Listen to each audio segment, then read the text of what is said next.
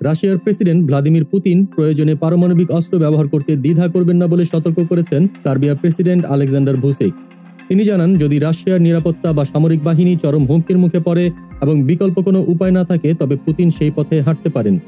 বুধবার 20 নভেম্বর বার্তা সংস্থা রয়টার্স এক প্রতিবেদনে এ তথ্য জানিয়েছে। টানা 2 বছরের বেশি সময় ধরে ইউক্রেন ও রাশিয়ার মধ্যে যুদ্ধ চলছে। 2022 সালের ফেব্রুয়ারিতে শুরু হওয়া এই সংঘাতের পর থেকে ইউক্রেনকে যুক্তরাষ্ট্র সহ পশ্চিমা দেশগুলো অস্ত্র ও সামরিক তহবিল দিয়ে সহায়তা করেছে। তবে এসব সহায়তার পরেও রাশিয়া যুদ্ধক্ষেত্রে নিজেদের অবস্থান ধরে রেখেছে। সম্প্রতি মার্কিন প্রেসিডেন্ট জো বাইডেন ইউক্রেনকে রাশিয়ার ভূখণ্ডে আঘাত হানতে দূরপাল্লার ক্ষেপণাস্ত্র ব্যবহারের অনুমতি দিয়েছেন। এরই মধ্যে ইউক্রেন এই অস্ত্র ব্যবহার করে রাশিয়ার অভ্যন্তরে হামলা চালিয়েছে।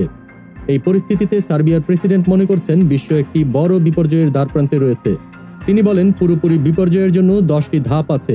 আমরা 9ম ধাপ অতিক্রম করেছি। আমি যা ভাবি তাই স্পষ্ট করেই বলবো।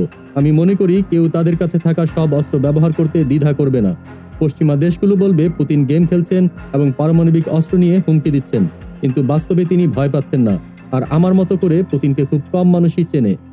তিনি আরও বলেন, যদি রাশিয়া এবং তার বাহিনীর নিরাপত্তা হুমকির সম্মুখীন হয়, তাহলে পুতিন এক মুহূর্তের জন্য দ্বিধা করবেন না। সার্বিয়ার নিজস্ব প্রস্তুতির বিষয়ে সার্বিয়ার প্রেসিডেন্ট বলেন, আমরা সম্পূর্ণরূপে অপ্রস্তুত। আমাদের আশ্রয়কেন্দ্রে মাত্র 2,57,000 মানুষের জায়গা আছে। আমাদের অবকাঠামো আবার পুনর্নির্মাণ শুরু করতে হবে, যেন অন্তত 10 থেকে 15 লাখ মানুষ সেখানে থাকতে পারে। তিনি আরও যোগ করেন, আমরা এই বিষয় নিয়ে নিরলসভাবে কাজ করব। আমি নাগরিকদের কাছে ক্ষমাপ্রার্থী যে সময় মতো এ কাজ শুরু করতে পারিনি, তবে আমরা এই চ্যালেঞ্জ মোকাবিলা করব। দেশ জগৎ, ইন্টারন্যাশনাল ডেস্ক।